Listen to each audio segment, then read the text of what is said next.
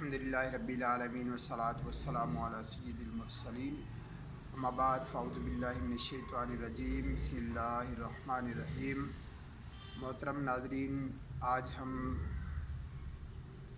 عرب کے وہ حالات آپ کے سامنے رکھیں گے جو اسلام سے پہلے دیکھے گئے۔ تاریخ اسلام میں ان کی جو حالات وارد ہوئی ہیں ان میں ان کی معاشرتی جو حالات تھے وہ کیا تھے۔ آج کی ویڈیو کا یہ عنوان ہے کہ ان کے دور میں شراب نوشی، جوئے بازی، سود خوری، عورتوں کے حالات اور اس قسم کی مزید انشاءاللہ اس ویڈیو میں آپ کو ہم جانکاری دیں گے۔ عرب معاشرہ اس وقت قبائلی دور سے گزر رہا تھا۔ عربوں کے اخلاق میں نیکی اور بدی دونوں چیزیں یکجا نظر آتی ہیں، لیکن ان کے معاشرتی نقائص ان کی خوبیوں سے کہیں زیادہ ہیں۔ انہوں نے معاشرے میں ہر قسم کی اخلاقی برائی کو جنم دے کر اس کو زندگی کا جز بنایا ہوا تھا، جس نے ان کی صفات پر پردہ ڈال دیا تھا۔ آئیے ان میں سے چند کا تذکرہ آج کی ویڈیو میں کرتے ہیں۔ پہلے نمبر پر تو شراب نوشی آتی ہے۔ شراب جو تمام تر برائیوں کی جڑ اور فسق و فجور، ظلم و ستم، بدکاری اور بے حیائی کا سرچشمہ ہے۔ عربوں میں نہ صرف اس کا عام رواج تھا بلکہ شراب نوشی ان کا پسندیدہ مشغلہ تھا۔ دوست و احباب ایک جگہ جمع ہو کر شراب پیتے اور نشے کی حالت میں بے دریغ اونٹوں کو ذبح کر کے ڈھیر لگا دیتے، خوب دعوتیں اڑاتے اور اپنی اس فضول خرچی پر فخر کرتے۔ ان دعوتوں میں ناچ گانے والی عورتیں بھی شریک ہوتیں اور دوسرے بے حیائی کے کام بھی ہوتے۔ عہد جاہلیت کی شاعری اس طرح کے کارناموں سے بھری پڑی ہے۔ مشہور مقامات پر شراب کی دکانیں ہر وقت کھلی رہتی اور نشانی کے طور پر ان پر جھنڈا نصب کر دیا جاتا تھا۔ عربوں میں شراب نوشی کی کثرت کا اندازہ اس بات سے بھی لگایا جا سکتا ہے کہ عربی زبان میں شراب کے 256 نام آئے ہیں۔ شراب نوشی عربوں کی گھٹی میں بڑھی ہوئی تھی۔ اس کا اندازہ اس بات سے بھی لگایا جا سکتا ہے کہ قرآن مجید میں شراب کی حرمت بتدریج نازل ہوئی۔ قمار بازی کی محفلوں میں شرکت نہ کرنا ایک قومی عار اور شریک نہ ہونے والے کو بخیل سمجھا جاتا تھا۔ ان میں جو دوسرا مرض تھا وہ جوئے بازی تھی۔ جوئے کا رواج اس قدر عام تھا کہ مال و دولت ہارنے کے بعد بیوی بچوں کو داؤ پر لگا دیا جاتا تھا۔ عربوں کی ابس و زیبان کی 40 سالہ جنگ گھوڑ دوڑ قمار بازی ہی کا نتیجہ تھی، جس کے دوران ہزاروں افراد لقمہ اجل بن گئے تھے۔ دولت کے حصول اور شہرت حاصل کرنے کے غلط طریقے سے خاندان کے خاندان تباہ ہو جاتے تھے۔ ایک اور بھی ان میں برائی تھی، وہ تھی سود خوری۔ عربوں میں سود خوری کا عام رواج تھا۔ ان میں سود کا رواج یہودیوں کے میل جول کی وجہ سے داخل ہوا تھا۔ حضرت عباس بن عبد المطلب کا وسیع سودی کاروبار تھا، جس کی حرمت کا اعلان حجۃ الوداع کے موقع پر کیا گیا۔ سود کی شرح مقرر ہوتی تھی، لیکن عدم ادائیگی کی صورت میں یہ شرح بھی بڑھا دی جاتی تھی۔ سودی کاروبار کی وجہ سے غریب مزدور اور کاشتکاروں کی حالت سب سے خراب تھی۔ سود کو ادا نہ کرنے کی صورت میں عورتوں اور بچوں تک کو رہن رکھ دیا جاتا تھا۔ عورتوں کی جو حالت تھی اس عرب معاشرے میں عورتوں کی کوئی عزت ہی نہیں تھی۔ کثرت ازواج کا عام رواج تھا، کئی بیویاں رکھی جاتی تھی۔ عورتوں کی تعداد پر کوئی پابندی نہ تھی۔ ایک آدمی جتنی چاہتا شادیاں کر لیتا اور جب چاہتا طلاق دے دیتا۔ 2 بہنوں کے ساتھ بھی ایک ساتھ جائز شادی تھی۔ اس کے علاوہ باپ کی وفات کے بعد بیٹے کو سوتیلی ماں بھی ورثے میں ملتی تو وہ اسے داشتہ کی حیثیت سے رکھتا تھا۔ عورتوں کو وراثت سے حصہ بھی نہیں دیا جاتا تھا۔ جنگوں کے دوران حاملہ عورتوں کا پیٹ چاک کرنا اور لاشوں کی بے حرمتی کرنا ایک عام رواج تھا۔ حج کے دوران جہاں لاکھوں کی تعداد میں لوگ جمع ہوتے تھے، تمام قریش کے علاوہ عورتیں اور مرد مادر زاد ننگے ہو کر خانہ کعبہ کا طواف کرتے، نہانے اور رفع حاجت کے وقت پردہ بھی نہیں کیا جاتا تھا۔ عرب کا مشہور شاعر اور عمرہ بلقیس جو والی ملک بھی تھا، اپنی پھپھی زاد بہن غنیرہ اور دوسری عورتوں کے ساتھ اپنے جنسی تعلقات کا جو قصیدہ لکھا تھا، اس کے اشعار عرب کے بچے بچے کی زبان پر تھے۔ عورتوں کو طرح طرح کی سزائیں دی جاتی تھی، جس میں بھوک و پیاس سے مار دینا بھی شامل تھا۔ جنگوں کے دوران جو عورتیں قید ہوتیں انہیں صلح ہو جانے کی صورت میں اس حالت میں واپس کیا جاتا کہ ان کی عزت و ناموس برباد ہو چکی ہوتی تھی۔ جنگ کے دوران قیدی عورتوں کی سر عام بے حرمتی کی جاتی تھی۔ عورتوں پر طرح طرح کے مظالم بھی ڈھائے جاتے تھے۔ نوبت یہاں تک پہنچ گئی تھی کہ اگر کسی کے گھر لڑکی پیدا ہوتی تو اسے بہت دکھ ہوتا اور لوگوں سے منہ چھپاتا پھرتا۔ دختر کشی کی رسم بھی عام ہو گئی تھی۔ لڑکی کی پیدائش کو باعث ندامت سمجھ کر اور بھوک و افلاس کے ڈر سے اس کو زندہ ہی گڑھا کھود کر زمین میں گاڑ دیا جاتا تھا۔ زنا کوئی عیب نہیں تھا۔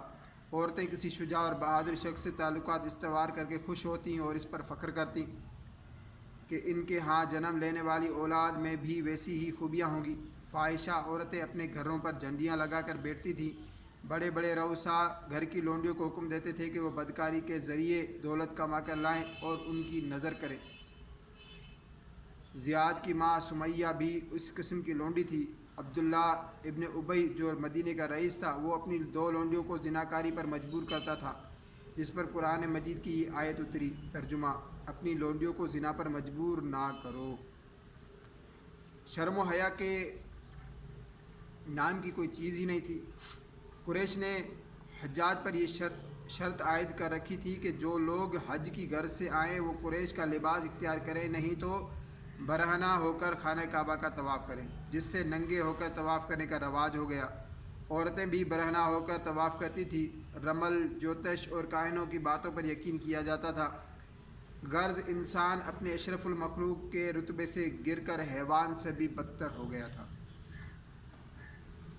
ان کے جو ایام عرب تھے، آئیے ان کا تذکرہ سنتے ہیں۔ عہد جاہلیت میں جنگجوئی، انتقام پسندی، سفاکی اور خون ریزی عربوں کی فطرت میں شامل تھی۔ معمولی باتوں پر لڑائی چھڑ جاتی تھی، جس کا سلسلہ پشت ہا پشت تک جاری رہتا۔ عرب کی ان خانہ جنگیوں کو ایام عرب کہا جاتا ہے۔ ان میں بنو بکر اور بنو تغلب کی 40 سالہ جنگ، قندہ اور حضر الموت کے قبائل میں خانہ جنگی، اوس اور خزرج کی جنگ، اس کے علاوہ مکہ معظمہ میں بنو قریش اور بنو قیس کے مابین حرب فجار کا سلسلہ یہ جاری تھا، اور اس طرح تمام ملک معرکہ زار بنا ہوا تھا۔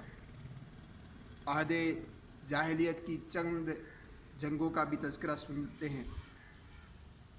حرب بسوس، ایک بہت ہی قدیم جنگ حرب بسوس 5ویں صدی کے آخر میں بنو تغلب اور بنو بکر کے درمیان ہوئی۔ یہ بسوس نامی بڑھیا کی مہمان اونٹنی کے زخمی کرنے پر ہوئی تھی، جو ایک تغلبی سردار کے باغ میں چلی گئی تھی اور اسے تباہ برباد کر دیا تھا۔ اس کے تھن کاٹ کر زخمی کرنے پر یہ جنگ واقع ہوئی، جو 40 سال تک جاری رہی۔ داہس اور غبرہ، جنگ بسوس کے بعد داہس اور غبرہ بھی کچھ کم اہمیت کی جنگ نہ تھی، جو ابس کے سردار کے داہس نامی گھوڑے اور شیخ زیبان کی گھوڑی غبرہ کے دوڑ پر ہوئی تھی۔ یہ جنگ حرب بسوس کے کچھ ہی عرصے بعد چھڑی، جو اسلامی عہد تک جاری رہی۔ حرب فجار، حرب فجار مکہ میں بنو قیس اور قریش کے درمیان ہوئی تھی۔ یہ جنگ چونکہ حج کے مہینوں میں شروع ہوئی تھی، جس کے دوران قتل و غارت حرام تھی، اس لیے یہ جنگیں، جن کی تعداد 4 تھی، حرب فجار کہلائیں۔ آخری حرب فجار میں رسول اللہ صلی اللہ تعالیٰ علیہ وآلہ وسلم نے بھی شرکت فرمائی۔ ایام عرب کے دوران قتل و غارت کے ساتھ ساتھ لوٹ مار بھی ہوتی تھی۔ یہ قبائلی جنگیں مویشیوں کو چرانے، انہیں پانی پلانے پر جھگڑے کی صورت اختیار کر لیتی تھی، جس سے قتل و غارت گری کا دروازہ کھل جاتا۔ حریف قبائل کے بہادر لڑ کر مبارز طلبی، بہادری کے جوہر دکھاتے۔ اس جنگ سے قبائلی شعراء کو ایک دوسرے کے خلاف دل کی بھڑاس نکالنے کا موقع مل جاتا۔ بدو ہر وقت لڑائی کے لیے تیار رہتے تھے۔ یہ لڑائیاں معمولی جھگڑے سے شروع ہو کر تنازع کا روپ اختیار کر لیتی تھی۔ کبھی کبھار ایسا بھی ہوتا ہے کہ کوئی ثالث بیچ میں پڑھ کر صلح کروا دیتا، اور جس قبیلے کے زیادہ لوگ مارے جاتے ان کے ورثاء کو خون بہا ادا کر دیا جاتا۔ البتہ بہادروں کے کارنامے شاعری کے ذریعے پشت در پشت تک جاری رہتے ہیں۔ بیرونی خطرات کے وقت حریف عرب سردار آپس میں متحد بھی ہو جاتے اور بیرونی حملہ آوروں کا مل کر مقابلہ بھی کرتے۔ آئیے اب ان کے تھوڑا سا سیاسی حالت پر تذکرہ کرتے ہیں۔ عہد جاہلیت میں عربوں کی کوئی مرکزی حکومت نہ تھی اور نہ ہی وہ کسی ایک سیاسی نظام کے تابع تھے۔ تمام جزیرہ نما عرب اگرچہ ایک واحد ملک اور ایک متحد قوم تھا، مگر تاریخی اعتبار سے اس کی ملکی اور قومی اتحاد کا پتہ چلتا اور نہ ہی اس بات کا کوئی ثبوت ملتا ہے کہ سیاسی اعتبار سے تمام عرب ایک جھنڈے کے تلے کبھی جمع ہوئے۔ سینکڑوں قبیلے تھے جو نیم بدوی اور نیم حضری زندگی بسر کرتے تھے۔ جس طرح ہر قبیلے کا الگ الگ خدا تھا، اس طرح ہر قبیلے کا الگ الگ سردار بھی ہوتا تھا جس کو شیخ کہا جاتا تھا، جو صلح اور جنگ کا اعلان کر سکتا تھا۔ یہ سردار بیرونی خطرات کے خلاف متحد بھی ہو جاتے تھے، لیکن ان کا یہ اتحاد عارضی ثابت ہوتا تھا اور خانہ جنگیاں شروع ہو جاتی تھی۔ عرب کی ان بستیوں کو شہری مملکتیں کہا جا سکتا ہے۔ کسی بھی قبیلے کا کوئی لکھا ہوا دستور نہ تھا جسے کوئی قانونی حیثیت حاصل ہو۔ زمانہ جاہلیت میں اہل بادیہ یعنی صحرائی عربوں کے یہاں حکومت کا نظام یکساں تھا۔ قبیلے کا سردار اہل قبیلہ سے ہوتا تھا۔ عرب انتہائی جمہوری مزاج رکھتے تھے اور کسی سازش کے ذریعے سردار کا انتخاب نہیں کرتے تھے۔ سردار جس کو شیخ کہا جاتا تھا قبیلے کے تمام ضرورتیں تنہا پوری کرتا تھا، لیکن اس کے باوجود وہ مطلق العنان نہیں ہوتا تھا، بلکہ عدالتی، جنگی اور دوسرے قومی امور پر شیخ بزرگوں کی پنچایت سے مشورہ کرتا تھا۔ عربوں نے ملک یعنی بادشاہ کا خطاب کبھی استعمال نہیں کیا، سوائے غسان اور آل ہیرا کے خاندان کے جو ایرانی اور رومی حکومتوں کے زیر اثر تھے۔ شیخ کے انتخاب کے لیے بھی طریقہ رائج تھا۔ جمہوری اصول کے مطابق وہی اس عہدے کا اہل ہو سکتا تھا جس کے حامی سب سے زیادہ ہوں، جو سب سے زیادہ طاقتور، عاقل، صاحب تدبر و رائے، مہمان نواز، فیاض، کثیر اولاد اور مالدار ہوتا۔ اگر ایک سے زیادہ افراد میں خوبیاں پائی جاتی تو اس صورت میں عمر رسیدہ اور صاحب جاہ کو شیخ منتخب کر لیا جاتا تھا۔ عکاظ کا بازار ایک لحاظ سے عربوں کی قابلیت کی امتحان گاہ تھی، جو جس قدر قابل ہوتا تسلیم کر لیا جاتا اور تمام ملک میں اس کی شہرت ہو جاتی۔ بیرونی جنگوں کے دوران جب کئی قبائل لڑائی پر متفق ہو جاتے تو انہیں فوج کی سپہ سالاری کے لیے ایک افسر کی ضرورت پڑتی جس کے انتخاب کے لیے وہ قرار ڈالتے تھے۔ اس صورت میں بزرگی کا لحاظ بھی نہیں رکھا جاتا تھا۔ شہری عربوں میں خانہ کعبہ کا خادم سرداری کا مستحق ہوتا تھا۔ عکاظ میں میلے کے دوران بھی وہ ایک شخص کو والی یعنی حاکم بنا لیتے تھے جو باہمی اختلافات اور جھگڑوں کا فیصلہ کرتا تھا۔ عرب کے مختلف قبائل میں خانہ جنگیوں کا سلسلہ جاری رہتا تھا، جس کی تفصیل ہم نے پچھلی ویڈیوز میں ڈال دی ہیں۔ اگر آپ پچھلی ویڈیوز دیکھنا چاہیں تو ہماری پلے لسٹ مسلم ہسٹری میں آپ جا کر ہمارے جو لائیو سیشنز ہیں ان کو دیکھیں، انشاءاللہ آپ کو وہاں پر بہت ڈیٹیل سے ملے گی۔ تو انشاءاللہ نیکسٹ ویڈیو میں ہم اسلام سے پہلے ان کے مذہبی حالات کیا تھے، اللہ تعالیٰ پر ان کا اعتقاد کیسا تھا، بت پرستی کا کیسا رواج تھا، وہاں پر دین حنیف بھی تھا، یہودیت، نصرانیت، مجوسیت، صائبین، الہاد، یہ سارے انشاءاللہ نیکسٹ ویڈیو میں ہم ڈسکس کریں گے۔ ابھی آپ سے اجازت چاہتے ہیں، اگر آپ کو ہماری ویڈیو پسند آئی ہو تو ضرور لائک اور کمنٹ کیجیے گا، اور اگر آپ نے ابھی تک ہمارا چینل سبسکرائب نہیں کیا تو اسے ضرور سبسکرائب کر کے بیل آئیکن پر بھی کلک کر دیجیے گا تاکہ ہماری نئی آنے والی ویڈیو آپ تک پہنچ سکے۔ السلام علیکم ورحمۃ اللہ وبرکاتہ۔